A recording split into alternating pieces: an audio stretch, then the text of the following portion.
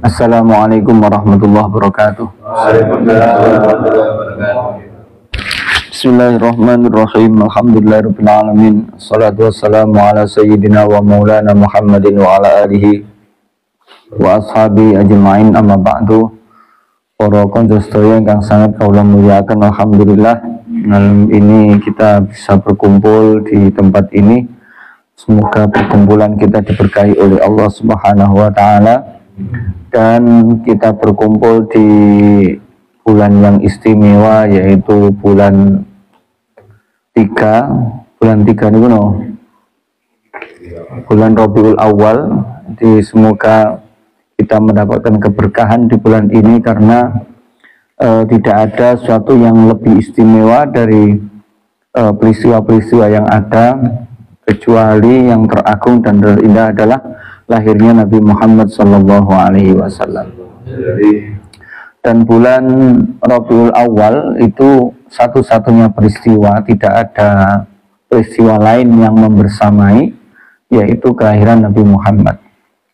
Kalau di bulan-bulan yang lain itu banyak barengannya yang diperingati, tapi khusus untuk Maulidur Rasul itu oleh Allah, kenapa kok ditaruh di bulan Rabiul Awal? Biar istiqlal, biar sendiri, biar tidak ada saingannya, ya. Jadi biar semua orang terfokus pada acara Maulidur Rasul Sallallahu Alaihi Wasallam.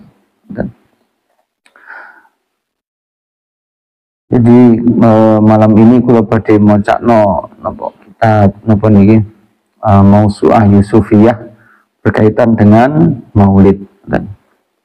Bismillahirrahmanirrahim. Qala Allah Ta'ala wa ma arsalnaka illa rahmatan lil alamin. Wa qala sallallahu alaihi wasallam innama bu'ithu rahmatan walam ub'at la'anan. Di Allah menyampaikan dalam Al-Quran, wa ma arsalnaka illa rahmatan lil alamin. Tidaklah aku diutus wa ma arsalnaka, dan tidaklah aku mengutus engkau Muhammad illa rahmatan lil alamin, kecuali sebagai rahmat bagi seluruh alam. Jadi Nabi Muhammad itu disebut oleh Allah ketika diutus sebagai rahmat. Terus Nabi sendiri juga menyampaikan bahwa Nabi itu diutus sebagai rahmat, bukan la'an, bukan orang yang suka mencaci maki, bukan orang yang suka menyacat-nyacat, tapi sebagai orang yang penuh dengan kasih sayang. Terus Nabi sendiri juga menyatakan, innama ana rahmatun muhdah, bahwa saya itu adalah rahmat yang dihadiahkan. Jadi rahmat yang dihadiahkan oleh Allah kepada alam ini adalah Nabi Muhammad. Nah, Nabi Muhammad adalah rahmatun al-uzma, rahmat yang terbesar. Sehingga dengan adanya rahmat yang terbesar itu, Allah memerintahkan kepada kita untuk faroh, untuk berbahagia, untuk surur, untuk ikut bersukacita dengan dilahirkannya, dengan munculnya rahmat itu, dengan lahirnya rahmat itu, kita diperintahkan untuk berbahagia, untuk senang-senang. Iskonsum senang-senang. Jadi qul bi fadlillahi wa bi rahmatihi fa bidzalika falyafrahu. Katakanlah Muhammad, dengan fadlnya Allah, dengan rahmatnya Allah, maka dengan hal itu kamu bergembiralah. Jadi kita diperintahkan bergembira karena kita mendapatkan rahmat. Dua tengriki bi fadlillah wa bi rahmatihi. Dengan fadlnya Allah, dengan rahmatnya Allah, kita disuruh bergembira. Maka ini ada satu hal yang menarik, bahwa ada fadl, ada rahmat. Fadlnya Allah itu berupa Al-Quran, dan rahmatnya Allah itu berupa Nabi Muhammad. Jadi sebenarnya kalau kita bergembira dengan Al-Quran, kita bergembira dengan Maulidur Rasul, itu adalah satu paket secara berturut-turut disebutkan di dalam Al-Quran. Maka pas awal dewi nanti Maulid Nabi sekaligus dengan wisuda Quran. Nanti khotaman gandeng karo Maulid niku pas, karena dalilnya itu bi fadlillah wa bi rahmatihi. fadlnya Allah dan rahmatnya Allah dengan Al-Quran, dengan Nabi Muhammad. Jadi pas maulutan karo wisuda. Makanya kula sing memang kula pengen wisuda itu nanti wisuda Quran kita bandingkan dengan maulid biar pas dengan ayat niki. Yo niki yo disebut otak-atik matuk ya ora apa-apa.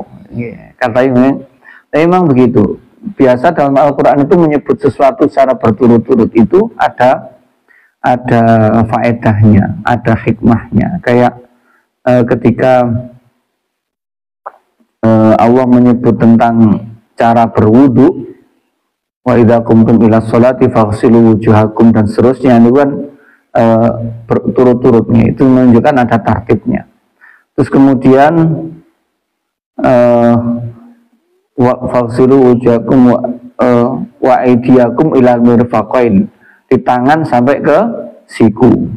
Jadi makanya sunnahnya wudhu itu dari tangan sampai ke siku, bukan siku ke tangan. Itu jadi kalimat-kalimat begitu itu ada hikmahnya. Maka sunnahnya adalah dari tangan husret baru ke siku, karena bahasanya dalam Al-Quran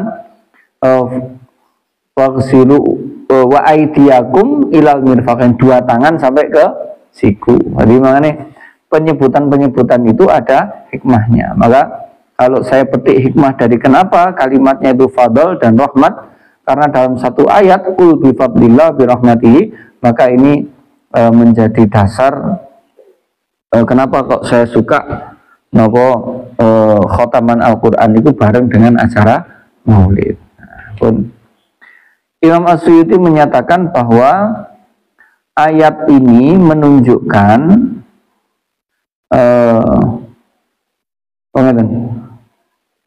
wa qala As-Suyuti fi tafsiri hadhil ayat naqilan an Ibnu Abbas fadlullahi al-alam wa rahmatuhu Muhammad. Tapi menurut Imam Suyuti bahwa yang dimaksud fadl itu adalah alam. Jadi alam raya ini, terus yang dimaksud rahmat adalah Nabi Muhammad. Tapi seperti yang saya katakan tadi ada kalau di Qurtubi itu disebutkan bahwa yang dimaksud fadl itu adalah Al-Quran pun.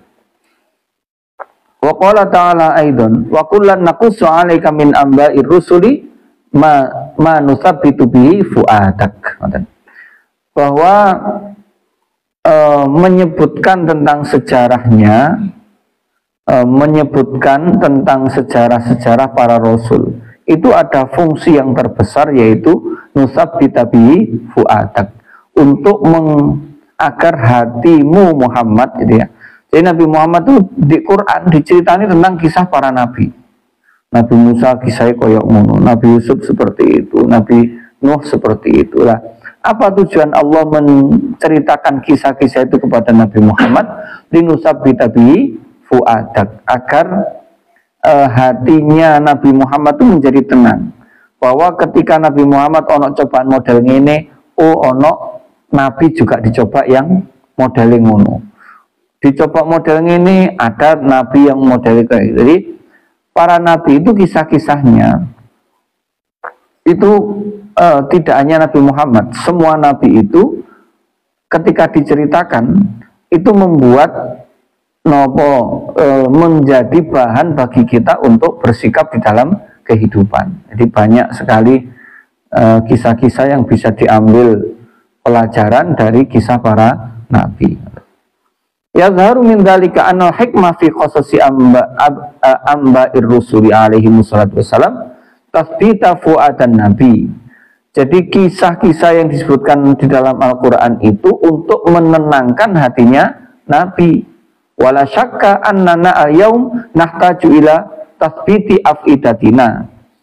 Maka tidak diragukan lagi bahwa hati kita itu saat ini itu lebih butuh kepada diberikan pencerahan. Nilai Kanjeng Nabi aja butuh, apalagi kita. Wong Kanjeng Nabi aja butuh pada kisah para nabi, apalagi kita. Wong Nabi itu hebatnya seperti itu, penolongnya sebegitu besar dan sebegitu banyak. Itu aja butuh penenang, apalagi kita. Nah, maka kalau kalau kita tidak butuh pada cerita-cerita Nabi itu, ya berarti hati kita bisa jadi ya sudah tenang.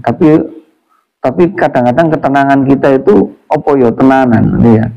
Jadi kayak ini, misalkan orang diberi penyakit, ya loromu sak piro ae deloken lorone Nabi Ayub. Nabi Ayub sakitnya sudah ada bandingan sampai hari ini. Terus misalkan orang melihat dia sendiri musuhnya besar, musuhnya banyak.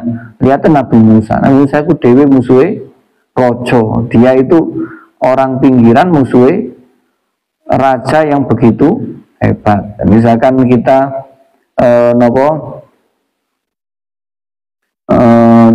dakwah bertahun-tahun, dakwah suwe, panggah gak ono sing melok, niku gak usah sedih.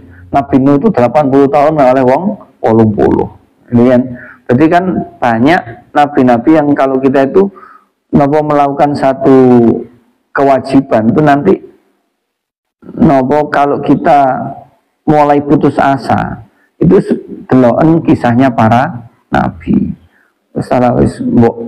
Kadang mana orang kadang dakwah ngono wis putus asa. Udah mulang ngaji ngono iku olah semua ngrungokno mek loro mek telu. Nyantai mawon Nabi Nuh itu 80 tahun oleh wong 80 padahal 80 tahun. Misalkan ini banyak kayak misalkan ada yang misalkan punya anak, aku punya anakku bangun dulu Nabi Nuh, Nabi dakwah kaya ngono, anak dhewe gak berhasil, anak dhewe itu malah kufur. Dan Nabi Lut juga demikian. Jadi makanya ada yang mengatakan bahwa mendengarkan sejarah itu bahkan lebih penting daripada ngaji masalah fikih. Sampai kadang-kadang ada yang mengatakan, kenapa? Karena kita ngaji sejarah itu akan memperbaiki kualitas hati kita. Nah, pada hati itu adalah paling pentingnya anggota dalam tubuh manusia. Karena roh itu ada di dalam hati, dan hati itu nanti selamanya. Makanya penyakit hati itu penyakit yang akan dibawa mati. Kalau penyakit fisik akan berhenti dalam kematian. Kalau penyakit hati itu nanti sampai di akhirat. Makanya memperbaiki hati itu begitu pentingnya. Maka ngaji tentang sejarah para nabi, sejarah Nabi Muhammad itu adalah bahkan ngaji yang paling tinggi tingkatannya. Sajane kita dewe modalnya apa seneng cerita. Nah, sajane wong-wong ku seneng cerita. Buktinya napa? Lek ndelok ke novel ngoten niku bersambung gak seneng. Nah, sajane karek mengemas mawon. Nah, biasa sing akeh iku telenovela iku isine gak wong padu, wong napa jenenge ya. Ya mara tuwa karo mantu, nggih. Terus pokoknya isine wong padu, wong racun, wong isine ngono iku. Nggih, wis rebutan donya, wis ngoten niku. Jadi kita kurang mendapatkan asupan obat hati yang menyejukkan. Makanya kula seneng lek ana produser muslim terus dia bikin film yang menceritakan sebenarnya bisa kisahnya ambil aja kisah aslinya dari misalkan para nabi, cuma dikemas dalam kekinian, itu kan bisa nih. Nah, makanya boleh kita itu belajar tentang seni peran dan lain-lain ya, tujuannya untuk mengemas biar kita bisa memasukkan dakwah itu dengan berbagai cara. Nggak harus dakwah itu ceramah dan lain, nggak harus begitu, bisa dalam berbagai cara.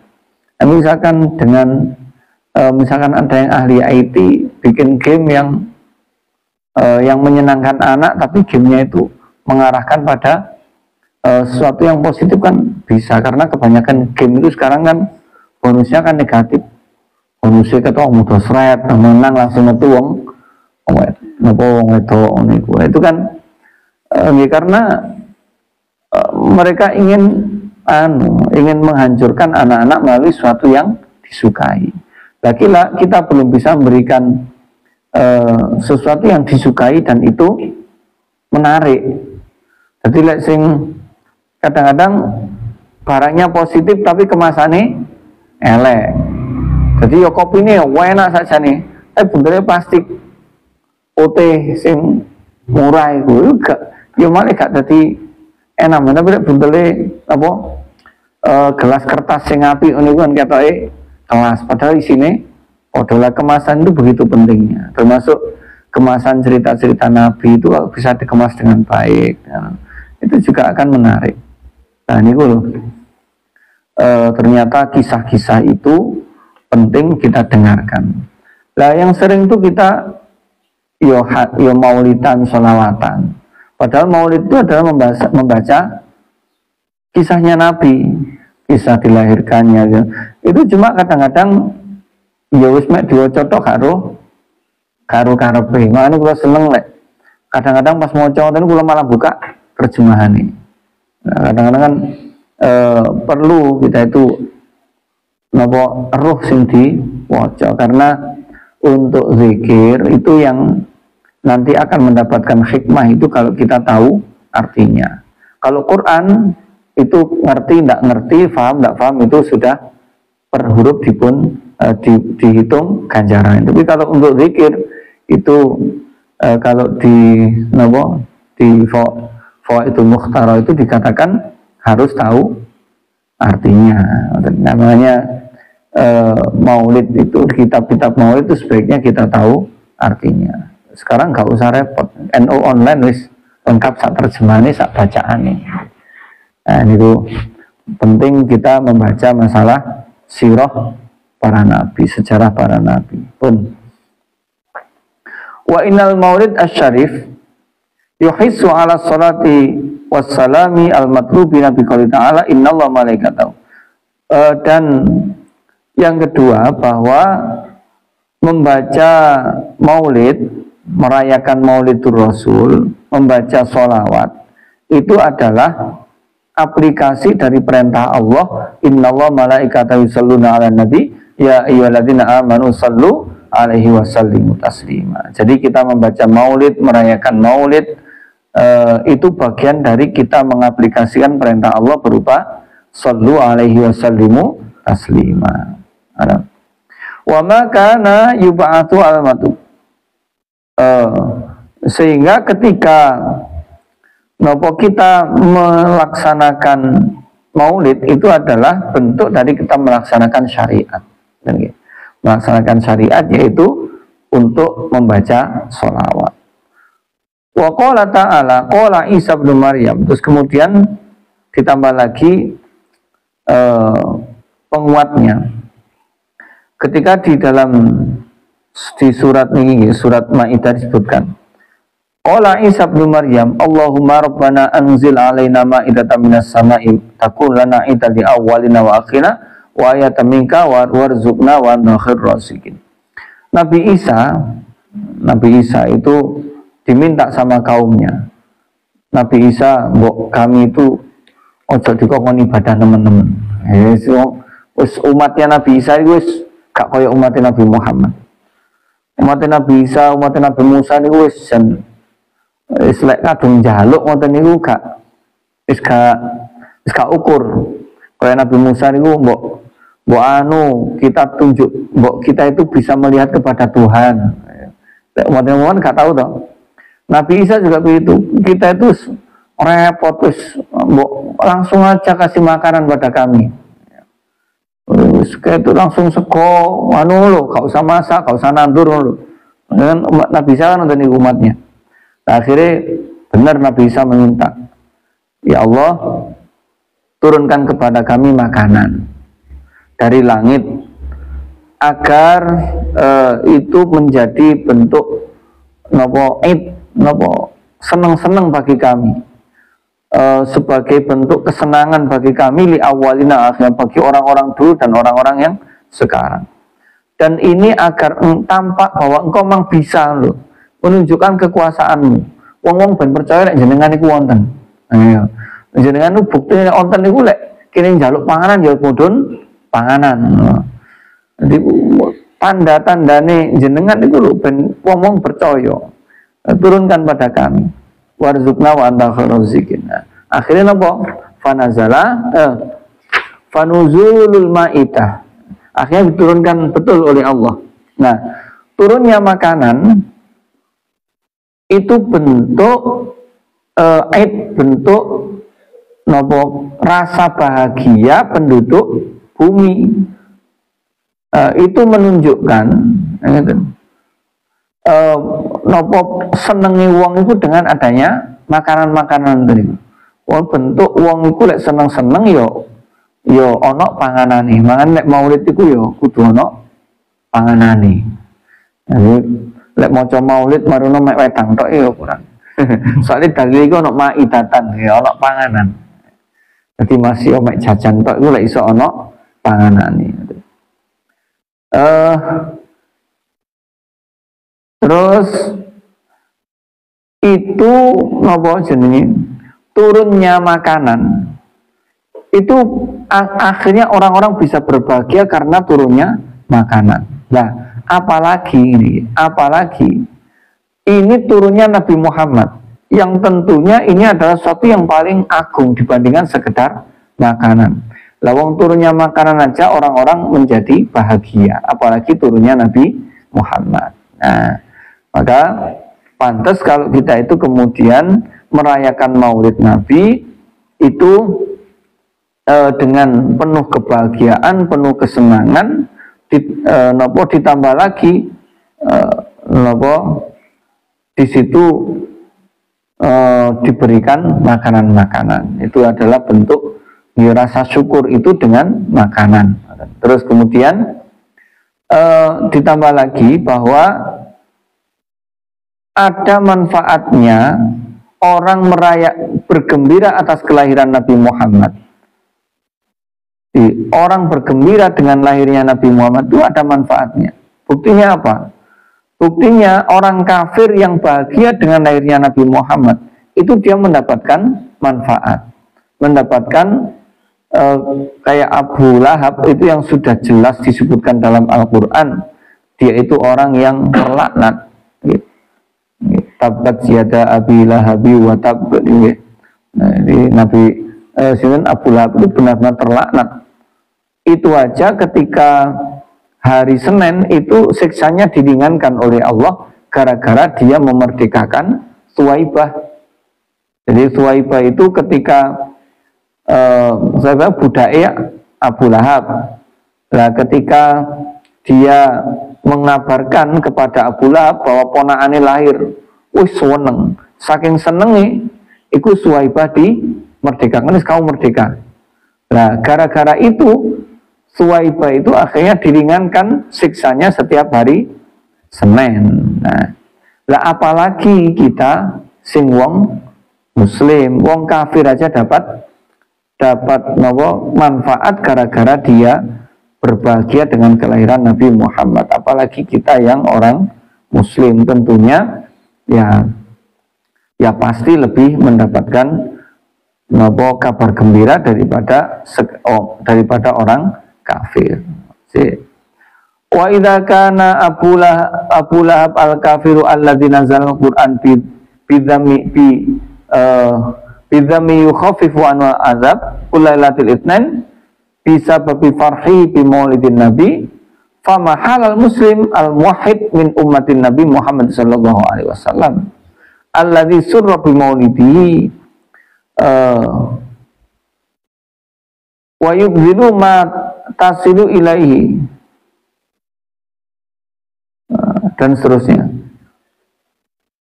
Innahu sayakunu lahu ajrun azimun indallahi azza wa jalla. Nah, maka tentunya orang muslim yang dia ikut berbahagia dengan lahirnya Muhammad pasti akan mendapatkan pahala yang sangat besar di sisi Allah. Wa innahu sallallahu alaihi wasallam, dan ditambah lagi bahwa Kanjeng Nabi itu bahwa Nabi itu terbukti mengagungkan hari kelahirannya. Ya. Kanjeng Nabi itu terbukti mengagungkan hari kelahirannya, dan dia bersyukur kepada Allah atas nikmat yang begitu besar karena kelahirannya. Idsa'ita bi kullu mawjud wa kana yuk baru andalika at-ta'zim bisyam. Lah Kanjeng Nabi itu bentuk pengagungan atas hari kelahirannya dilaksanakan dengan berpuasa. Jadi ketika Kanjeng Nabi ditanya, Nabi kenapa jenengan puasa hari Senin? Karena fihi wulitu wa fi unzila alayya. Karena hari ini adalah saya dilahirkan, pada hari Senin itu saya dilahirkan, dan wa fi unzila alayya, dan Quran itu diturunkan juga pada hari Senin. Wa fi unzila alayya wa hadza fi makna ihtifal. Nah, bentuk merayakannya Kanjeng Nabi itu dengan cara berpuasa. Iya. Jadi siam, puasa itu adalah bagian dari perayaan. Senang-senang itu dengan berpuasa. Rasa syukur itu ditunjukkan dengan berpuasa. Bun.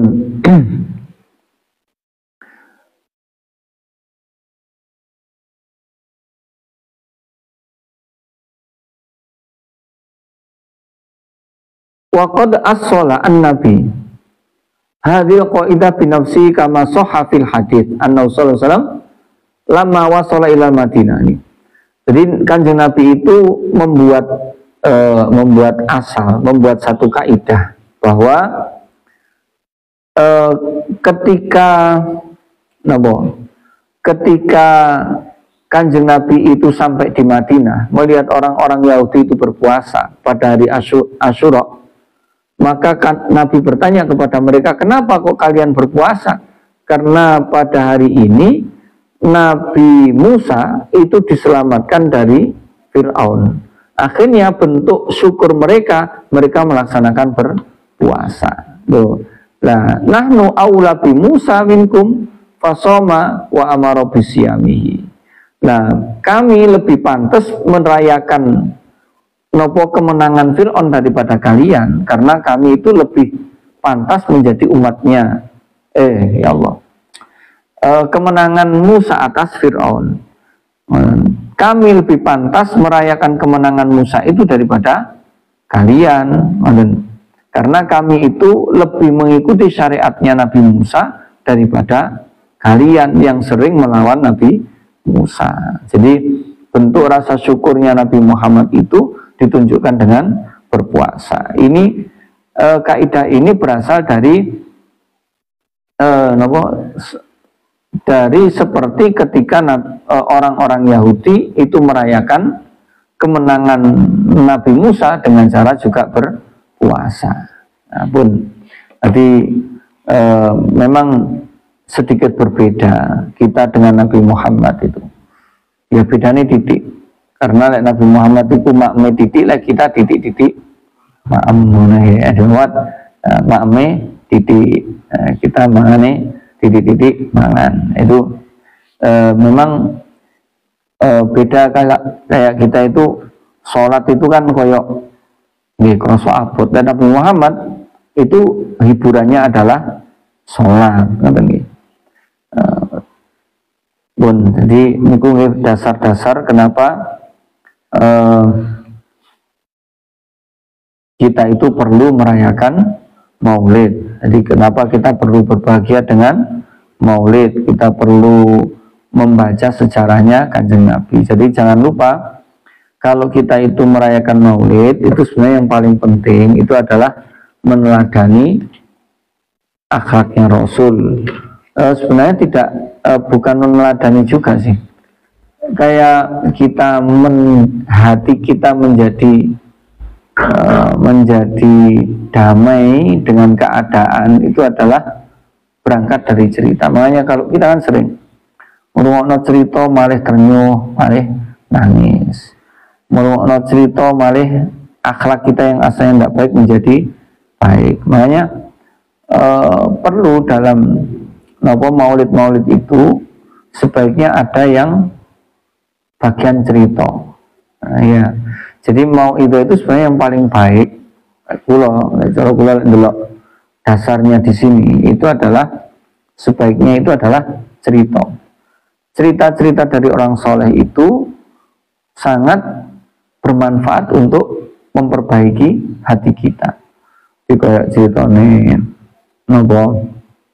banyak hakikat cerita-cerita dari kitab-kitab niku ya, yang berhubungan dengan bagaimana akhlaknya orang-orang terdahulu, bagaimana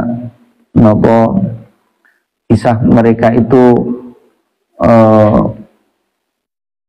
menjauhi dari gemerlapnya dunia, bagaimana kisah mereka ketika menghadapi orang-orang yang maksiat dan seterusnya. Dan itu perlu jadi pelajaran. Sebaiknya kita itu banyak mendengar kisah-kisah orang solih. Nah, sesekali kita itu delok buka HP, kita cari cerita para wali ngoten niku nggih.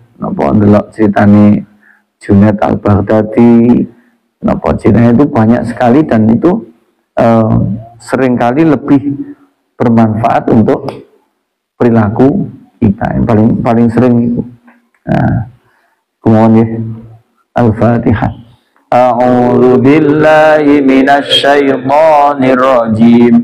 Bismillahirrahmanirrahim. Alhamdulillahi rabbil alamin. Ar-Rahmanir Rahim.